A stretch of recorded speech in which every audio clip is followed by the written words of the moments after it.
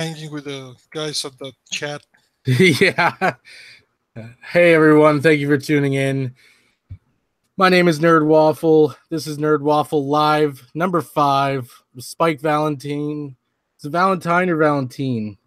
It's Valentine. It's English. It's just a Okay. nickname. My real name is Enrique Gonzalez Push, and Okay. because it actually has Castilian in it, so it's not even people in Spanish wouldn't even be able to pronounce it. Okay. No, yeah, no. That's I can barely pronounce it, so I apologize. It's Um okay. tell us a little bit about yourself for people who don't know who you are. I'm pretty sure most people in the chat know who you are, but this will probably be replayed after it's live. So just so people know who you are, tell us a little bit about yourself. Well, I am a just some guy from Mexico City, and I love comics, and I work writing, translating them, doing journalism about them, and everything related to them. Like, I've literally cleaned up comic book stores, and I've managed them, and I have worked for companies such as Marvel, Heavy Metal Magazine, for license holders internationally like Panini and Kamite. I'm a scriptwriter, and I have some credits in movies, and I used to be a radio host in Mexico City. Okay, very cool, very cool. So you do a lot of translation into from English to to Spanish, sorry, and for Mexico. Is that what I'm gathering? Yeah, yeah. Oh, I translate comics like some of the comics from the Star Wars line oh, for cool. the Latin America. I work as a script interpreter for Marvel, and I've translated both ways, from Spanish to English and from English to Spanish. Oh, okay, that sounds cool. So, yeah, you get a little bit of both in there, which is really good. Yeah, Yeah, so usually on this on my live stream, I let the guests sort of pick the topic as a good host. Try to be a good host that I am. thanks, So man. you said that you wanted to talk a little bit about something going on with Image. Yeah, there's this thing going with Michelle Perez at Image. She does colors for some books, and she had some uh, very harsh comments about the diversity in comics, and she wished uh, that he died while he was being in Iraq or Afghanistan or someplace like that, Oh because he's wow. a veteran. And yeah, she's an awful person. It seems it doesn't matter if you're trans or a person of color, between quotation marks. You can be an awful person as well, just for the sake of being an awful person. And the thing is, though, a lot of people went after people who have nothing to do with that, like Eric Larson, who is one of the founders of Image Comics, and he does the Savage Dragon comic book. And the thing is, Image Comics does not work as Marvel or DC work for hired comics. When you do a book with Image Comics, they are not your bosses; they are your partners. You Yeah. go into an association, Yes. and the thing about this association is that you cannot be fired because they are what this is actually very common in books. Most contracts with books work this way. They you have like a publishing agreement, and you give use of the rights of the intellectual property for printing and stuff for a period of time, and this is what happens at Image. Um, and what happens is that colorists and people making the comics do not work under anyone there. They make a book and they publish it as partners with Image, so you cannot actually go over there and just fire people willy Yeah. nilly or whatever. You have to fulfill an agreement. I was actually talking about it the other day with a friend of mine on Twitter, and there's this example. Even if Michelle committed a serious crime, terrorism, murder, you name it, whatever it is, an hypothetical, Yeah. she would still be entitled to her Image Comics contract to be fulfilled. An example of this is Charles Manson. Charles Manson, before he committed the Tate LaBianca murders, actually made some music with some of the Beach Boys or whatever, awful weird music. But it became a cultural item, and he was still paid royalties inside of prison, even Yeah. when Marilyn Manson and Guns N' Roses covered his music in the 90s.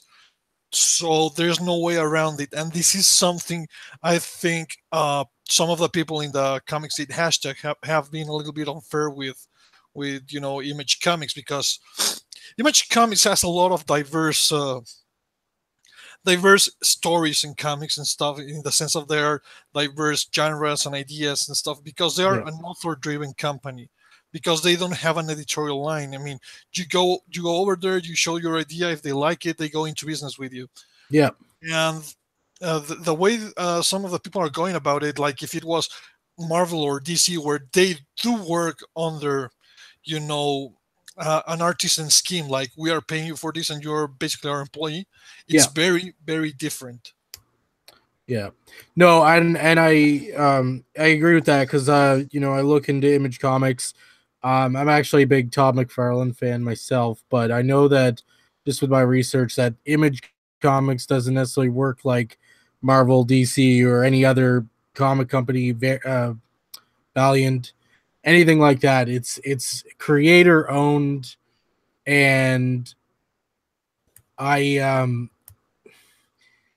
it's it's it's just funny, like, so, and that's the thing, is like no matter what side of the fence you're on with any debate, there's people that just go, like, they get all emotional, and then they just go crazy with, like, oh well, now I'm gonna ban all of Image Comics because of this one person, this creative person. And it's like, no, that's not. Maybe you could do that with, like, maybe Marvel, maybe DC, and even then, like, you could just be like, okay, well, I don't like this writer or artist, but I'm not gonna, like, blame the other authors and artists um that you know were involved, that didn't have anything to do with what the other person said. You know what I mean?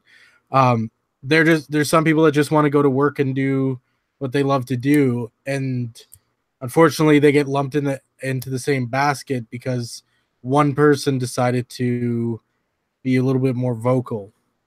Yeah, totally. I mean, so it's the important thing. I think it's always to always be in the side of the fence of reason, not necessarily whatever, because like ideologies and that type of thinking is never 100%. It's not one size fits all. Yeah, Life is very complicated, and you mentioned Dark Horse, and those types of companies do open the gates for a lot of creators to step into the mainstream world of comics, and I think that's a very cool thing. Like for example, I started at Marvel, which is very rare. It almost never, like you could ask like big ones, they never just break into Marvel. yeah, It's a very rare type of situation with me, but the thing is, I actually rather make work at Image than Marvel nowadays. But yeah, there's, I mean, for example, there was this debacle with Howard Chaykin and his United States of Hysteria book. And I'm not saying Image is devoid of some sort of, at least a disclaimer, which says that Image does not endorse this, and we yeah, advise the creators we work with to not attack customers like that and stuff, because it could reflect poorly in the future, and we might not make business with you in the future. yeah, Because they have acted wrong in the past. And like for example, the Howard Chicken situation was indefensible because they were preparing to be speaking for him when they apologized about United States of Hysteria, and Howard Chicken went down and said, no, no, no, no, no, they're not speaking for me. I'm not. yeah. I'm using my freedom of speech to make this comic book, and I stand by it. And if you don't like it, don't buy it. But I feel like sometimes, even though we're in a modern world, we have figurative uh, torches and pitchforks ready to go, as a society, and any country, in any society around the world. It's like we have these figurative, especially like online. We have these online pitchforks and torches, so like, ready to go when, oh look, someone from Image decide to say something stupid. All right, let's boycott this whole company. Get your pitchforks, get your torches, or your torch button on your flashlight ready. Like, um, um, I think but I was thinking about what you're saying just like these last few days, and it's weird because I think the problem with social media and the internet and stuff, it's not that people are mean. I think that should be the natural form of things. The problem is people think validation and entitlement is a natural state of things today because we had a couple of generations that grew up with this idea of no child left behind, and the everybody gets a trophy, and the lowest common denominator is the standard and stuff like that. I think that the thing is when these people educated like this come into the wild west that was the internet, like no one had a problem with the internet being toxic for 20 years. And I've been like a fucking internet nerd troll since like 96. yeah, And this is just recent. So I think it's the influx of entitled normies into the internet what is called causing the whole thing. yeah, it's crazy. Just in the chats here, I know some Yeah. people are talking about Image, and I kind of responded there, just to clarify. So people are saying, like, we got Switch said, um, should Image be the new Marvel? And personally, I think that it's a great, if not Image, it doesn't have to be Image, but I think that the format that they have is really great, because it if you went to Marvel and were like, hey, yeah, I got this cool superhero, they'd either like turn you away, or they would take the idea and use it as their own, and you would only be a writer on it, and it would be a Marvel property. So I mean, it is, that's their business, that's what they do. But I think that the more creator owned format is better. And There's I'm not saying Image would necessarily say, all right, everybody come on in, like, we're going to take everybody in, but it seems like a better avenue to go in. Sorry, it's go ahead. it's weird because it's not even a question of, for example, let's look at Hit Girl. Everybody loves Hit Girl, it seems. Yeah. Hit Girl was published originally by Marvel Comics under Icon imprint, and that was an imprint that was creator owned, and they published also stuff like, for example, Edward Baker's Criminal, who is now also at Image. So Marvel did go to the creator owned venue, just as Image, the creators have made universes. For example, Top Cow has the Artifacts universe with the Darkness and Witchblade and stuff like that, and they do work.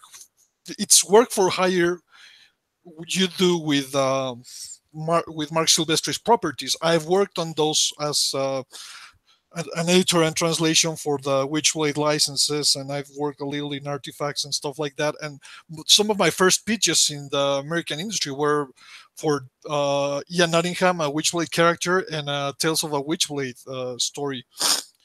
Yeah, the thing is, it's, I think, the being used to the mainstream that Marvel and DC have become is very weird because they come from very, very specific situations that even have to do with historical context. Yeah. For example, how DC became a company like DC, National, when it was called National stuff. They literally stole Superman. Yeah. There was this little company who was publishing some stuff, and these kids, pitched Superman. It became a hit. Then you have like the World War, and a lot of the creators went to the World War. And for some reason, the companies just assumed they were taking over the characters. Yeah. Well, And I mean, that's actually what happened. Like the that's other thing too is you got to think of where DC and Marvel came from originally compared to where Image Comics came from originally. Because Marvel and DC, I believe DC, like National, weren't they like a publishing company? Like, weren't Weren't they Yeah, newspaper? They were newspaper, and yeah, so not and so newspaper, but they come from the publishing. Like yeah, uh, Timely used to publish pulps. In fact, yeah. their oldest character is Caesar. Yeah, I don't know if you But remember. timely or the thing that was before them, or at one point, Marvel or what it was then, it was called something else, was a newspaper company. Like they did newspapers and stuff. Then they start coming out with like cereals and stuff like that, like monster cereals and stuff like that. And then Stan Lee came along and was like, let's make superheroes. So when you think about it that way, Image, they came from media companies, publishing companies. Image came from comics. We want to start as a comic company, you know. So it's funny because I almost wonder if that has anything to do with their different practices and stuff like that. Yeah, it's. I think the thing is, uh, back in the day, people didn't really want to be comic book writers or artists. There's actually a story Stan said that he used to say at parties that he was a like a child's writer instead of a comic book writer because you'd get more respect. Yeah.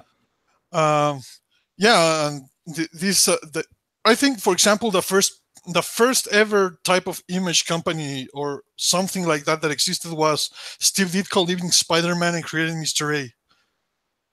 Yeah. Then we have the image generation who were like really huge fans of comics that broke into Marvel, and they were very talented pencilers and stuff who saw how to make comics and how to own the stuff and own the you know the things Well, and starting their own company. I actually talked about this with Will Sportatio. well, they were And fans. They were a lot of them were either comic book fans or they were artists, and no, they wanted to do their craft. You know. well, the original ones were six who were really big in Yeah. the early 90s. It was Todd Mark McFarlane, Silvestro, Mark Silvestri, Tom McFarlane, Eric um, Larson, Jim Valentino, and Will Sportation. They were the ones and who started the what's his studios. name? Jim Valentino, No, the guy who made Deadpool, Rob Rob Liefeld Liefeld. too. Yeah, Yeah, yeah, he was there. I think he was there in the original thing too, or yeah, very shortly in one of the two. But yeah, it's funny because and Jim Lee. We forgot Jim about Lee, Jim Lee. yes, yeah, Jim Lee as well. It was just funny because I remember watching a video on YouTube of an old Todd McFarlane and Rob Liefeld co-op drawing that they did with Stan Lee as they were talking with Stan Lee when they worked at, I think they worked at Marvel then. It was before Image, and there's this character in Spawn called Overt Kill with a T. Yeah, Overt Kill. And they were drawing him. That's the first. It looked like the first time they were drawing him because they were making decisions of what this guy looked like. And I just thought of it. I'm like, huh.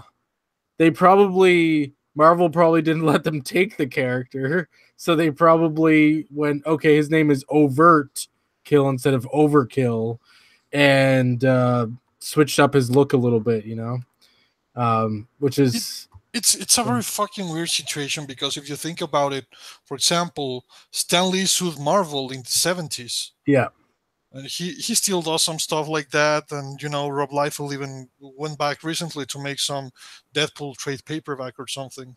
yeah. When Um, before they were very very mad. I think the only person who has stayed mad constantly towards the American comic book companies has been Alan Moore. oh yeah, well, Alan Moore's just mad at everyone, but I mean, I love the guy. I love the guy's work. Um, but yeah, he seems to be mad at a lot of people. Yeah, And it's funny just like with contracts and stuff like that. I mean, it's no different. I mean, we think, I don't know, I think sometimes because we're in this little culture of nerd stuff, Star Wars and Star Trek and comic books and that sort of stuff, you know, sci-fi fantasy, that we're excluded because we're this art community, writing and art.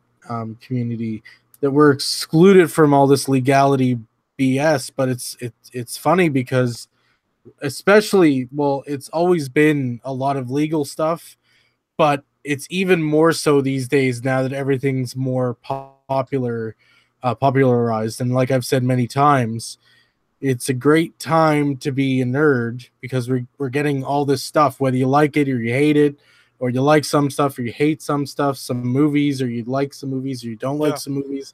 We're getting so much content that we would never see when we were kids, coming out. And I think that it's as much as it's a good time to be a nerd, even with all the political SJW versus right and left and blah blah blah, it's a better time to be a lawyer right now because there's so many properties, and now all of a sudden people care about whose rights are. I mean, not all of a sudden. I mean, there's been battles with Marvel going on and other comic book companies going on for. No, even Image had like the McFarlane versus Neil Gaiman with the Yeah, Angela situation. yeah, oh yeah. I'm kind of sour about that because Angela is one of my favorite Spawn characters, I love her. but yeah, I guess Marvel has her now. So that's The problem is that Marvel went like, let's do this, but let's do this like really stupid. Instead of putting her with the likes of like Doctor Strange or Ghost Rider, why don't we put her in Guardians of the Galaxy? yeah, yeah. Honestly, why not? I mean, she's a cool character. Um, all I hope for her is that she gets some cool stories from Marvel in the comics, or even put her in Guardians of the Galaxy 3, maybe. She That has like the coolest story though because she has a cameo in the Spawn film, so she's the only Marvel character that has appeared in a movie that has nothing to do with Marvel. yeah, yeah. But then again, going back to the better Yeah, time to be a lawyer, even though Marvel owns the rights to the character to put in the comics, we have no idea if McFarlane still retains the movie rights to the character. it's not about the movie rights. The way it works is like that thing is already there's two things about this. This was published when was this movie out in 98? It was what Yeah, 98. yeah, So that was out before these deals. So the contracts are not retroactive. You cannot be yeah. punitive towards something that True. existed before.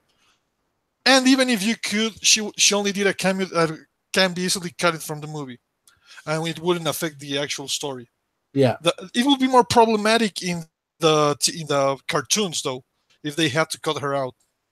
No, I mean they wouldn't have to cut her out for stuff that's already made. Yeah, But I meant that if I'm just wondering, like, if Marvel went and said, "Okay, we're gonna make we're gonna put Angela in Guardians of the Galaxy 3, or hell, we're gonna have her like appear, and it's gonna be crazy in Infinity War." I doubt it's happening, but you never. yeah. But what my thing is I'm wondering, even though if they own the character for No, they comics, own everything. yeah. McFarlane cannot use that character because he didn't. The ruling was that he never owned the character. Oh It was wow, Neil Gaiman's character. So yeah, Neil Gaiman sold the character to Marvel. So it's yeah, now completely a Marvel character. Marvel does not work with anything that is not completely of theirs unless it's like a yeah. DL crossover type of situation. That's true. Yeah, no, I understand. Yeah, that makes sense.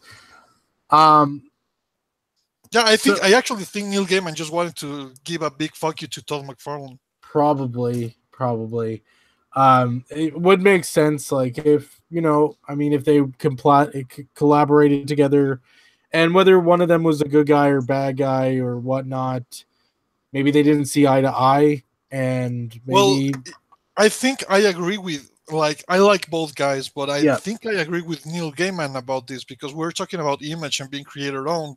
yeah, So what happened is when Todd McFarlane realized writing comics wasn't that easy, and he got all these people like Frank Miller, Neil Gaiman, Alan Moore, got them to work with him in Spawn. They did create like Neil Gaiman did create like Medieval Spawn and Angela. yeah, Obviously, Medieval Spawn is a derivative character, so it has to go to McFarlane. But Angela was a completely created by Neil Gaiman, and he wrote the miniseries that was drawn by Greg Capullo. Yeah. So that's the thing, and this is an interesting argument because then the thing that Todd McFarlane was saying about, oh yeah, we want to make a creator in our own company, was put to the test because Neil Gaiman did create Angela. Yeah. I think honestly, like as much as I like Todd McFarlane, I think it was poor planning on his part to not Yeah. think someone's going to come back and take their character and go and sell it. Will Sportatia told me himself they were like just a bunch of kids trying to make comics, and they had the only difference between people doing like indie comics in their basements and them, it was the money they had available and the resources they had available. So they had to learn from scratch, and they all have like a lot of trouble. I don't think anyone except for Eric Larson kept doing their comics. Yeah. Todd McFarlane did hire people, and Mark Silvestri made a fucking studio he doesn't even run. It's run by right now. It's run by Matt Hawking, an excellent guy. I think that he's my favorite editor in the business right now. Okay. So I'm gonna wrap this up for the I'm gonna begin to wrap this up. So since you work, in the comic industry, writing and translating, and other things, do you have any advice to people looking to break into comic books? Yeah, don't break into comic books in the sense that you have to work for Marvel or DC. We live in a time where it's also possible to be yourself a great creator on your own 2 feet. Even like for example, we have stuff like The Walking Dead with Image and stuff, and basically Robert Kirkman became independently wealthy because of his ideas. And even if you make what was considered a very crappy web comic like One Punch Man, look what it's now. It's a fucking anime, and it's very respected, and it's one of the biggest mangas in the world. Just have to have a great idea and believe in yourself and be an actual artist. Don't look validation from anyone else if you can do the work. What would You you can say? crowdfund it. You can, there's a lot of actual indie creators like Rags and Ibanez, who does Red Ninja Mominji in our little Comicsgate clique or whatever. Yeah. What would you say to people who are, it doesn't, no age limit, but anywhere, high school or any age, that are like, you know what, I've always wanted to do comics, or I want to do comics, I want to do my own comics, maybe explore the online avenue, but hey, my writing sucks and or my drawing sucks. Would you say to hone your skills, or would you say to just go for it and improve as you go along? No, of course, it's two separate things to have an idea and try to market it yourself, and to actually have the tools necessary to make an idea. And this goes back to me. I started pitching to Marvel when I was like 15. Bob Harris was the editor, and I sent a pitch, and he just wrote to me back and said, "You don't know how to write. This is basically Thor." I was making like a Thor ripoff. So after that, I actually went to the Writers Guild, and I became a script doctor, and I study actual creative literature, and that's what I do even outside of comics. That's my job description basically. Oh, nice. Yeah, you have to put in the hours if you want to be great. If you're gonna rely on luck, you're really gonna need it, because no one gets. I mean, everybody has ideas. What we need is good ideas. You're absolutely right. Thank you for joining me today, Spike. No, it's a And pleasure, man. Anytime. was there anything you wanted to say before we wrap it up here? Yeah, like and subscribe to Nerd Waffle, man. It's an interesting interview podcast. I think we need more of this. Absolutely. I plan on doing more in this style. I try to do it every week. I think I think I skipped last week. But I try to do it every once or twice during the weekend. I think I'll cut it down to just once, so I can sort of make sure that I am fully energized for it. And and definitely No, go.